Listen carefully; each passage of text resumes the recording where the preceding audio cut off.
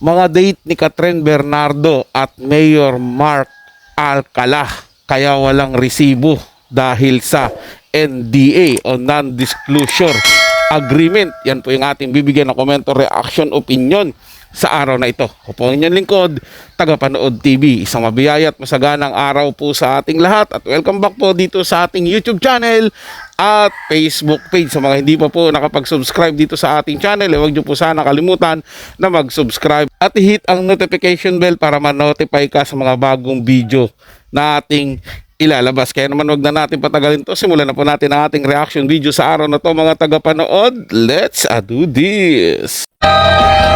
Yes! Ngayon, nasa si Catherine! Apaka-hindi nitong ating source na nagkwento na isinama na ni Catherine Bernardo si Mayor Mark Alcala sa Ivy Clinic.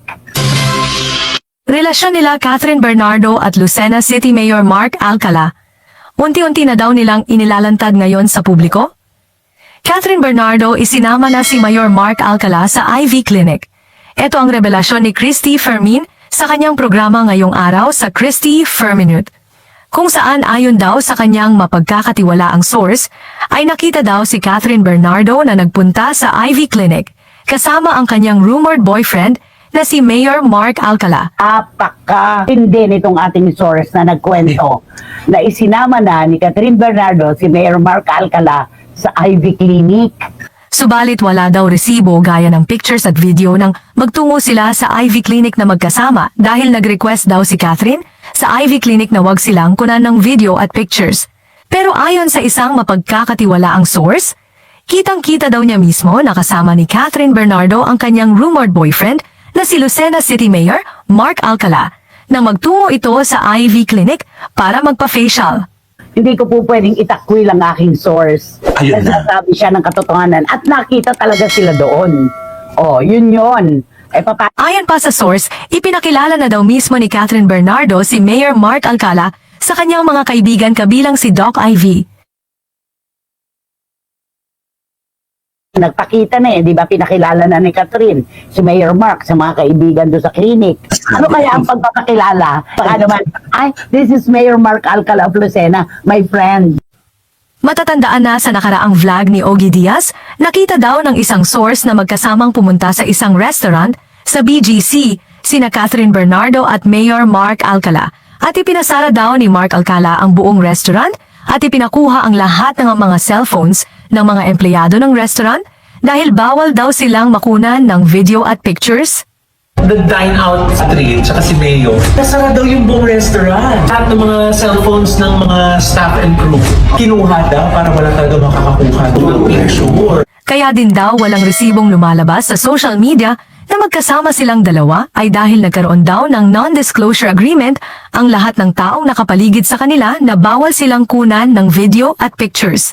So ako feeling ko naman may NDA, non-disclosure agreement.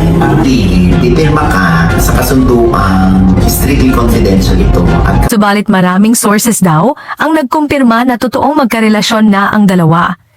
Pwede naman talagang gawin yon ni Mayor Mark Alcala at ni Catherine Bernardo, mga tagapanood, na magkaroon ng agreement doon sa mga taong nakapaligid sa kanila na bawal silang kunan ng picture at video. Siyempre, gusto siguro nila magkaroon ng privacy doon sa sarili nila, sa mga bawat kilos nila, sa mga kung saan man sila nagpupunta, para ba malaya silang nakaagalaw na wala silang nakikitang pwedeng makadistract sa kanila o pagpiestahan, pag-usapan yung kanilang mga larawan, video sa mundo ng social media. Alam mo naman, pagdating sa mga ganyan, natitwist yung katotohanan sa nakikitang video at mga picture, hindi po ba mga tagapanood? Kaya nga lang, yung sa akin po rito, medyo hindi po ako kumbinsido na may relasyon na silang dalawa sa akin. Sana nga po, wala pa. Kasi kung mayroon na, bakit naman nila gagawin yung non-disclosure agreement na yon, di ba, pagbabawalan kumuha ng picture yung mga tao na o video na may relasyon naman na sila, di ba? Hindi ba pwede na ipagmalaki na nila yun, ipagyabang na nila yun, kumbaga ipakita na nila sa publiko, sa mga tagahanga ni Kat na eto na, may karelasyon na ako ngayon. Wala si Alden dito sa usapan, wala dito si Daniel Padilla, kundi ibang tao ito. Kasi sobrang dami, nakaraang video mga tagapanood, ang dami nagkomento na masyado daw OA daw yun. Ano ba daw akala nila kay Catherine Bernardo? Diyosa. At ipapasara pa yung buong restaurant. Siyempre, kung yung effort ng tao, kung gusto niya talagang ipasara yun, wala silang magagawa. Lalo na kung sabihin natin co-owner siya doon, business partner niya yun. O may magagawa ba sila sabihin, o partner, ipasarado ko muna yung restaurant, meron lang ako special guest. Pwede naman mangyari yun eh. 'Di ba? May kakayahan po silang gawin yun. Kaya ako hindi ko masasabi na OA yun.